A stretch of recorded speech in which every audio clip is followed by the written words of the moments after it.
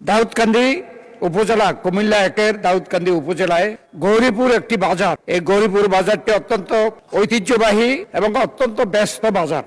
দাউদকান্দি উপজেলার দক্ষিণ পূর্ব অংশ এবং তিতাস উপজেলার বড় অংশ ওই বাজারের উপরে নির্ভরশীল। ফলে সকাল থেকে রাত্র পর্যন্ত এখানে হাজার হাজার মানুষের সমাগম ঘটে। বাজারের মূল রাস্তাটি যথেষ্ট প্রশস্ত নয়। রাস্তার দুই পাশে দোকান, ফুটপাতে হকারদের কারণে যানবাহন এক লাইনে চলতে বাধ্য হয়।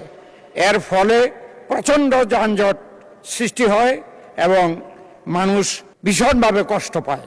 এই দীর্ঘমেয়াদী এই সংকট সমাধানের জন্য গৌরীপুর বাজারের উপরে একটি ফ্লাইওভার নির্মাণের জন্য আমি এটা অত্যন্ত জরুরি মনে করি এবং আমি এই প্রস্তাব করছি।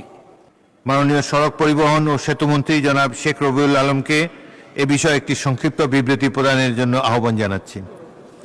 মাননীয় সংসদ সদস্য ডক্টর খন্দকার মোশাররফ হোসেন ৭১ বিধিতে উত্থাপিত মনোযোগ আকর্ষণের নোটিশ আনায় আমি তাকে আন্তরিকভাবে ধন্যবাদ জানাচ্ছি।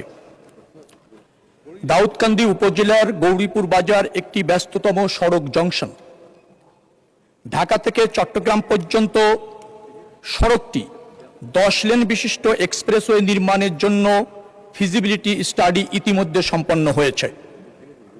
উল্লেখিত বাজারটি, যা ঢাকা চট্টগ্রাম হাইওয়ের পাশে অবস্থিত, ইতিমধ্যে ঢাকা চট্টগ্রাম হাইওয়ের ডিপিপি প্রণয়ন এবং বিশদ নকশা প্রণয়নের কাজ চলমান রয়েছে।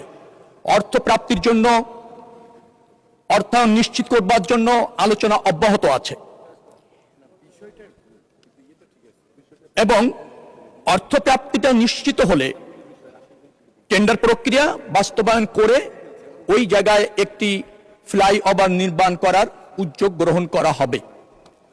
এবং যেহেতু 10 লেন করবার জন্য ঢাকা চট্টগ্রাম হাইওয়েটি ইতিমধ্যে নীতিগত সিদ্ধান্ত গ্রহণ করে কার্যক্রম চলমান আছে, আমরা মনে করছি যে দ্রুততম সময়ের মধ্যে সেখানে একটা ফ্লাইওভার নির্মাণ করা সম্ভব হবে। তবে বাজারের যেভাবে প্রধান সড়কে চলে আসছে তা বাংলাদেশের বিভিন্ন জায়গায় নিয়ন্ত্রণ করাটা বেশ জটিল হয়েছে।